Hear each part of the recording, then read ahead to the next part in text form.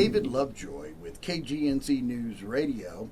We're joined today here in the KGNC News Studios, the Plains Land Bank KGNC News Studios, by Mr. Chad Trevino.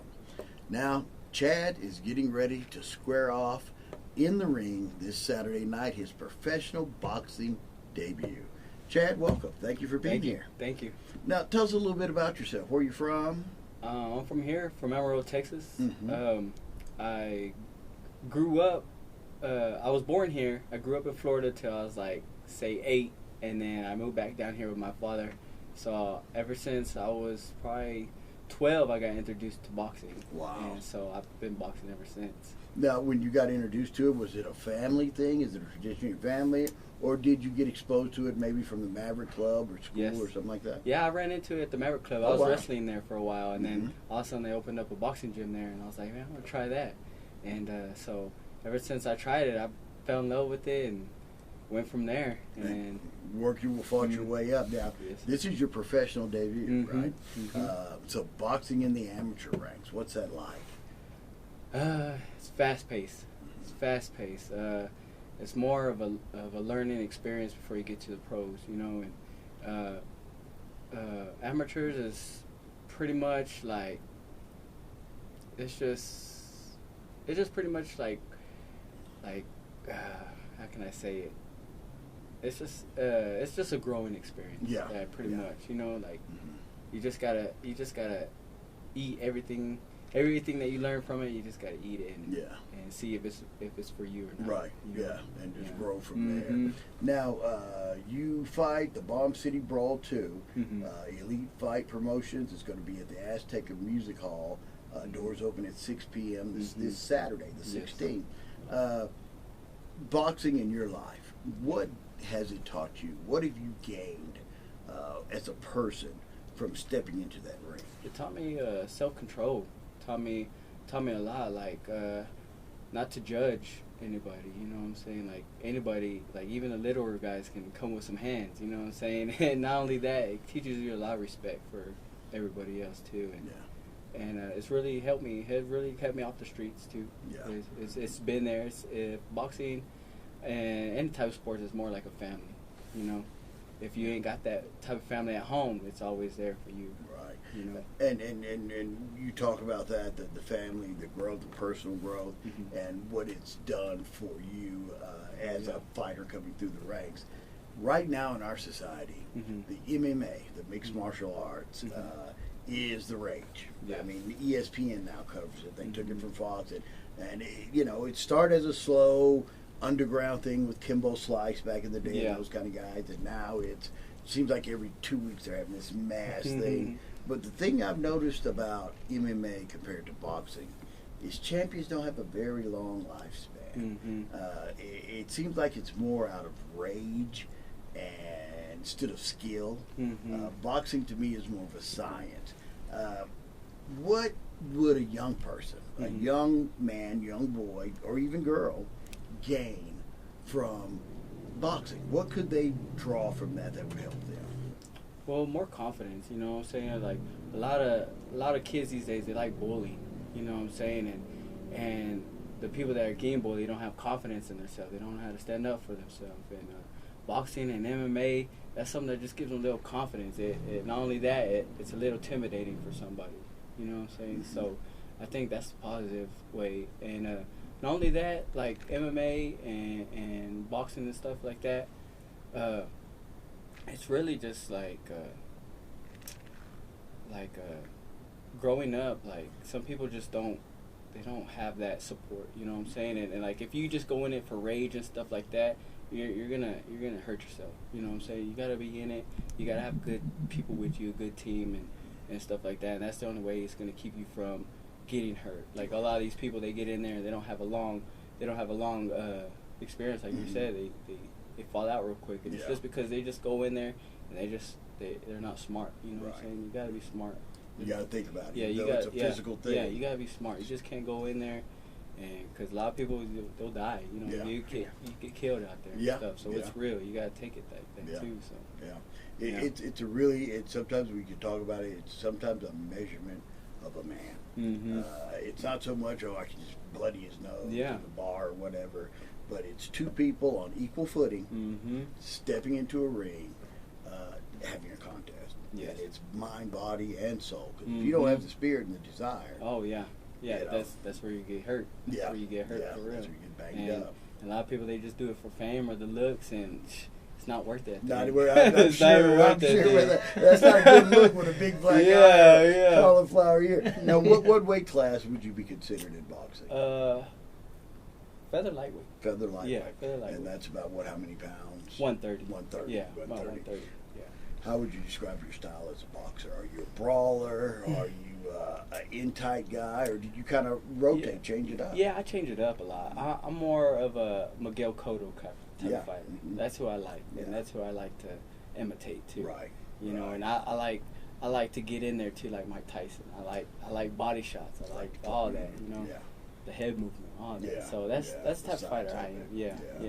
yeah. And plus, I'm short, so Yeah, I don't have much choice. Some of the greatest fighters in the history of the world were not very big people. Yeah, yeah. And, you'd be surprised when you start talking about Sugar Ray Robinson, Sugar Ray Leonard, Yeah.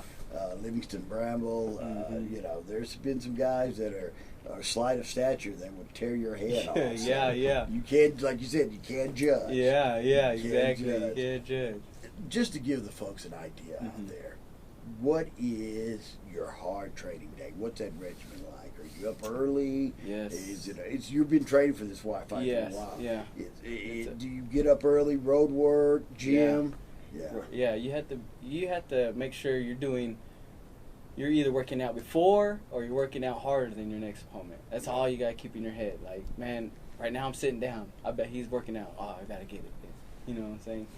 And a lot comes down to eating too. You gotta eat right, man. If you're not eating right, you can feel it. You can feel it so much, especially whenever you're working out. If you're working out and you're getting tired, you need to change it up. You know what I'm saying? Unless you're going like 10, 12 rounds and you're tired, that's understandable. But if you're going like 2 or 3 rounds or you're dead tired, you gotta watch what you eat.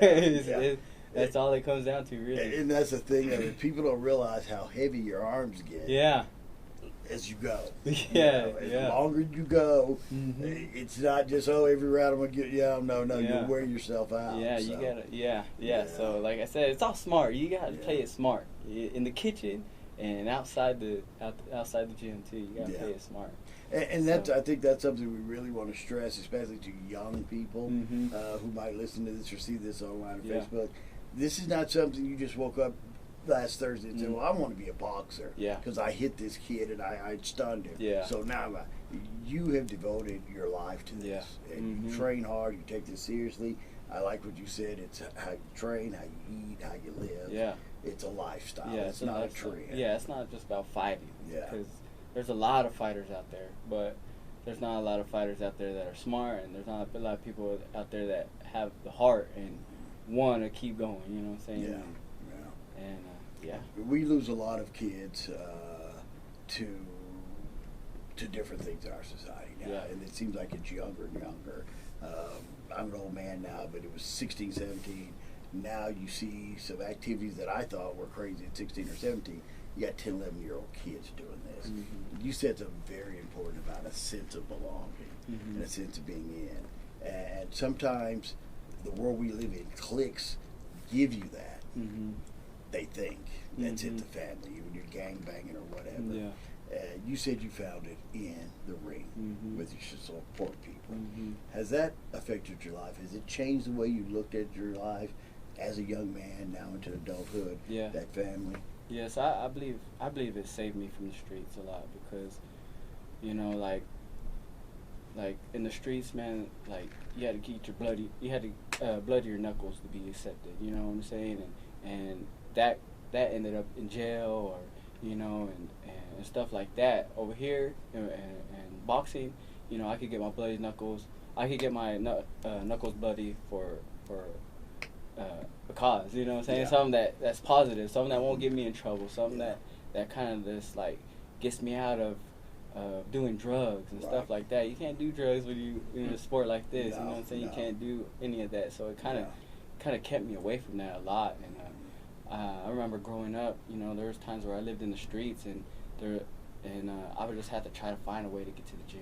I'd try to find a way to get to him. Like, I'd have friends come pick me up from the gym. Like, man, you know, and it was always this was always my dream. And even though it came so late, you know, I feel like it came so late, you know, God still gave me opportunity. And now that He gave me this opportunity, it's here. I'm gonna take it, and you know, and I feel like I'm blessed, and I thank Him a lot every day that He kept that in my head. Like, hey, man, you know, I got this opportunity coming for you. You just gotta keep pushing, keep pushing, keep pushing. And finally, it came, and I stayed out of trouble. I stayed in the gym, and I got a family now, and everything's finally clicked together. And you know, if it wasn't for boxing, I don't know where I would be. You know, I really don't. I don't know where I would be. You know, that's impressive. It took me there, though, and that's what boxing and any type of sports is good for little kids these days, man. It keeps them motivated, keeps them dreaming. Yeah. You know what I'm saying? Yeah. And that's a good thing. Yeah. That's what it's all about. And you're right. And this boxing event coming up, I feel like it's real important for just Amarillo, because it's inspiring. You know what I'm saying? And not only that, it gives kids like opportunity coming up now. Like, hey, you know, Amarillo got boxers. We have people coming up. You know what I'm saying? Yeah. And I'm glad I'm still able to be able to pave that wave for everybody else too, coming up too. So I'm glad I got this opportunity. I'm glad that I got family and everybody still want to see me fight, still supporting me and stuff, even though it's been so long. Shoot, I'm glad. So it keeps me going and nothing wrong keeps with that, me, man. So I tell you, you just said something that's very inspirational. That your dream, and you thought it should, but you never gave up on your dream. You kept working toward that goal. Yeah. That's a great lesson for everyone out there. Yes, it is. Yeah. Don't give up, man. Don't give up. Keep on fighting. It's gonna get there. Go. Trust me, it's gonna get there. This Saturday night, the Bomb City Brawl #2. Chad Trevino steps into the ring. It's at the Azteca Music Hall, Saturday, November the 16th. Doors open at 6 p.m. Go out and see some folks that are living their dreams. Yes, sir. That are giving their full effort. And man, congratulations. Thank you. Good luck. Thank you. Hey, we got some real talent out there, though. Yeah. We got people that been on Showtime. We got people that's been on Golden Boy Cards. Yeah. We just got a guy that just got done fighting in Las Vegas. You know, we got real talent out there. You know, it's not people from off the streets. Just you know what I'm saying, these people put in work, and our opponents also they deserve a chance too, just like us. So we're just, it's all good, and we're ready. There you go. Well, we're excited for you, man. Awesome, thank you. Best of luck, man. And next time we talk, hopefully you're in your pro career and you're doing what you're doing. But just keep that mantle of responsibility, because we are our brother's keeper, and we have to make sure that next generation sees some of the good in the world, because they see so much bad. And you're an inspiration to those kids that you can't give up. There's no shortcuts. No, there ain't. You got to work. So go punch him in the mouth. Chad Trevino, Bomb City Brawl #2, Azteca Music Hall this Saturday night. Come on out and support boxing in Amarillo, Texas. Awesome.